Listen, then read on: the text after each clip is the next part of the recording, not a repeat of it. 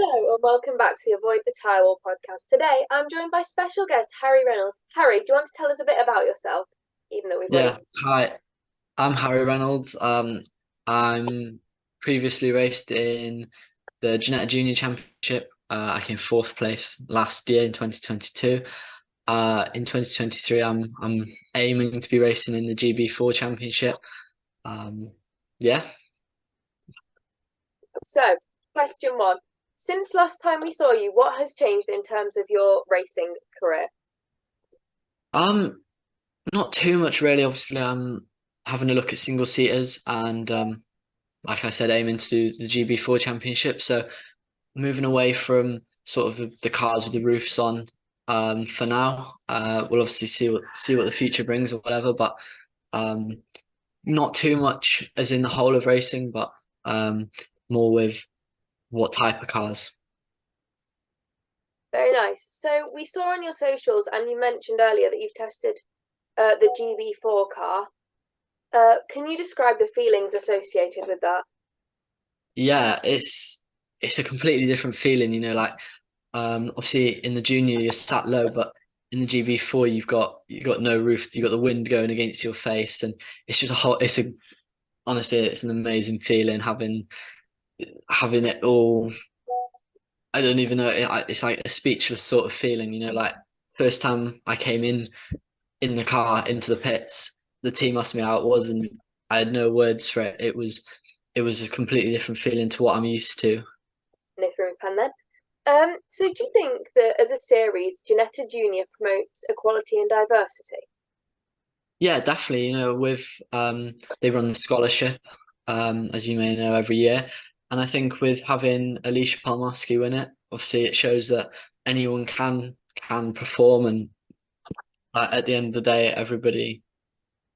I think the Genetic Championship gives equal opportunity for everybody to be racing at their best and show what they can do. That is a good point. Has your workout routine changed much or at all since our last encounter? Yeah, in ways, yes. I've really just been upping what I've been doing, upping the intensity, upping the hours I've been doing, um, and not really too much different. Yeah, just increasing the amount I'm actually training. As the cars become more physical as I progress, you need to obviously get stronger and whatever to be able to reach the physical demands of the car. If you could sum up your 2022 season in 3 words, what would they be? Good question. Uh, I'd say exciting, as one. I don't know, if maybe thrilling, and definitely fun. The whole championship it is a fun championship to be racing in. The cars are awesome to be driving. So yeah, they're along the same lines. It's a great championship. Has where you see yourself in 5 years changed? Yes, um, I think when when I obviously last came on, I didn't really have a plan of what I wanted to do as such. I knew I wanted to be a driver, but I had no idea what was out there. Now I feel in 5 years I'd like to be, well, the dream is F1. So in 5 years as close to, if not in F1. Obviously it's a very difficult goal. Not only 20 people in the world get there, but I think in 5 years I definitely want to be at a professional level. For racers that are just starting their careers, is Ginetta Junior a good series to enter? 100% yes. The Genetic Championship is such a challenging car to drive that it makes the best drivers. With GB4 starting and having a competitive price to the Genetic Championship, I think also it kind of makes it two junior championships as such to choose. But I'd definitely recommend doing Genetas. So you've sort of already answered this one, but I want to know maybe in terms of like physicality. Uh, Besides the lack of roof, what is the biggest difference when driving the GB4 car? I'd say like the tires with the Ginetta being on a road tire, it tends to move around a lot, especially throughout a session. Where in the GB4, being on slicks throughout the session, the tires warm up, heat up, like um, you're able to extract more from the car, and also having aero, you can push the car so much faster through corners and know that the car's going to stick. What is the best advice that you've ever received? Probably something simple, just like never give up or something. Like if you have that dream, just keep pushing and keep trying until you get there. Obviously, I'm not at the level I want to be yet, but I'm gonna not give up and I'm gonna keep trying until I'm there. What is the best motorsports related movie? Oh, I haven't really seen many, although I probably should have. Um, the first thing that comes to mind is Le Mans 66. That's the first one I can think of. I started watching it with my parent, well, with my family. And I did really enjoy it. So probably that. That's a good choice. Also, Cars. I love Yeah. Cars. It's like class. Oh, of course, cars. Yeah, As Janettas, so we asked this question to Leona Theobald for a bit of context, yeah. but as Janettas were part of the Toka package, did you ever interact with the touring cars drivers? Or did everyone just keep themselves to themselves? No, like although the touring car drivers do like to have obviously their own privacy as they should. They were very free with coming to speak to us. You know, the ones obviously with Assetto Motorsport, Jade Edwards being the daughter of my team boss, she would always come down and speak to us, you know, before races, after races. She'd come down, say hello, give us a few words of wisdom, and yeah, so obviously as well having them as coaches, Jake Hill, Bobby Thompson, them few, as well as others, they'd all be coaching us and giving us all of their experience to pass on to us. Okay. What is your dream road car? Dream road car. I haven't really thought about it. I really like obviously Mercedes cars. Um, I don't think anything like a Lamborghini or Bugatti or whatever would interest me. Obviously they're awesome cars. Like if I owned one, then that'd be incredible. But maybe something obviously still a sports car, supercar, whatever. But maybe something like an Audi R8. Very nice. I always say that Lamborghinis are the chav of the supercar world. Like, Yeah, yeah, I get that. and then I feel like Bugattis are so overhyped. They're like, I think so. I don't think they're that nice of a car no, personally. But and I think then, they're a little bit ugly. yeah, Ferrari F40 is mine. I'd love one. I Uh, do like a Ferrari, yeah. uh, do you have to self-fund your racing? Currently, yes. So I'm lucky enough to have sponsors and partners like Wearer Tools and Motorbase. I've been part of their young driver program, so being part of them and having Wearer Tools, I'm able to have funding to go along. But at the minute, it's well, say self-funded. My parents are funding as much as they possibly can for me. So, obviously you were with Assetto in Ginettas. Do you live near the where the team operated slash the factory, or did you have to travel like quite far to go to them? So with a setter, I never actually went to their workshop.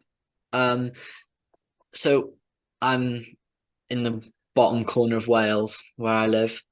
Uh, and Assetto are based all the way over in Skegness. So I think it's something like a 6, 7 hour journey, which would make it very difficult. So if I could, I would have gone over, but with how far I made it very difficult for me to be able to do so. What does a day in the life look like for you? So we've been at college. we're only here 8 days a month. But being at college, I'd get up in the morning, get ready for college, get in for 9, have a good day learning about motor vehicle stuff like that. Just learn about how cars work, how we can improve. Um, we do some esports sort of stuff, so it's basically just a college day, and then do that, come back. If there's any college work to be done, just get a little bit done. Head to the gym, probably the most important part being a racing driver of my day. So head down to the gym, do an hour at least. You've got to be doing a day. Come back, make some food, go to bed. So quite a simple day, but yeah. Do you have any controversial motorsports opinions? No, I don't. No, I don't think. I don't think so. Really, I think. No, I wouldn't say controversial or anything. I am possibly it's all about, I guess, who you know.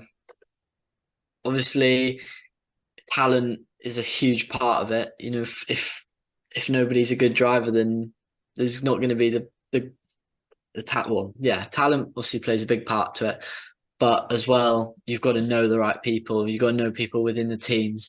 So it's not really controversial, but it's just something that's there. 6.5. You got 6.5 last time.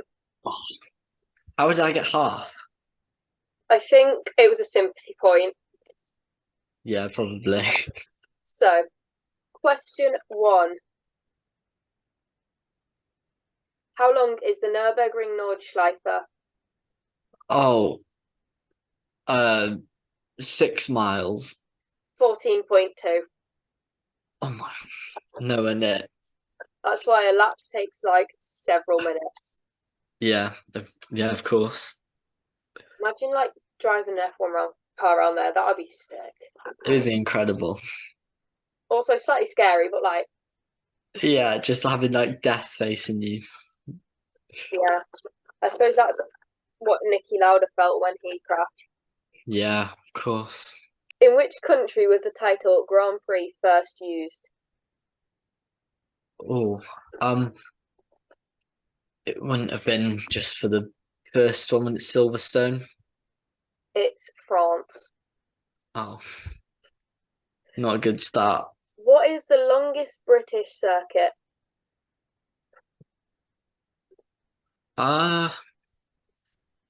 Would it be Silverstone? Yes. Woo, you got 1 Oh, point. finally. I wasn't sure between Silverstone and Snetterton. In 1971, which team did Bernie Ecclestone buy?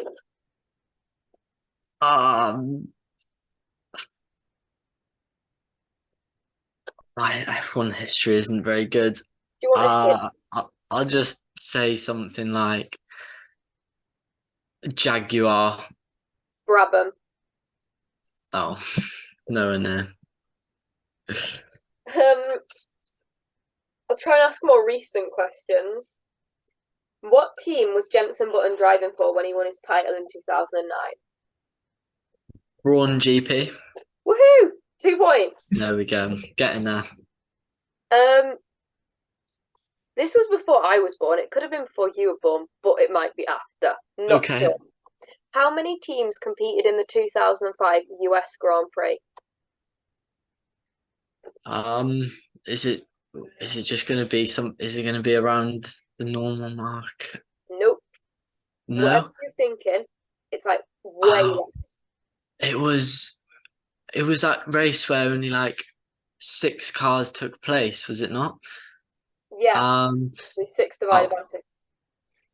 3. Yeah. What's Sir Stirling Moss regarded as? I have no idea. My mind's just gone completely blank. Uh, I have no idea. The greatest driver to never win a championship. Of course. Yeah. Yeah. How many titles did Fangio win? Was it 4? Oh, not 5. doing good at all. It was 1951, 54, 55, 56, and 57, which I'll is remember that. very impressive. How many motor racing circuits, current and former, are there in the UK? Oh, uh, would it be around 15? Uh, 26. Oh, wow. That's a lot. Yeah, it. I think it includes like Aintree and stuff, which obviously don't exist anymore. So Yeah, yeah, of course. at the 2008 Turkish Grand Prix, which record did Rubens Barrichello break that has since been broken by both Kimi Räikkönen and I think Fernando Alonso? Is it the is it something like the most laps completed of a driver or most races started? The second one, yeah. I'll give you a point for that. Okay. Thank you for watching this week's episode of the Avoid the Tyrewall podcast, and thank you for Harry for agreeing to do this interview. Thanks, bye!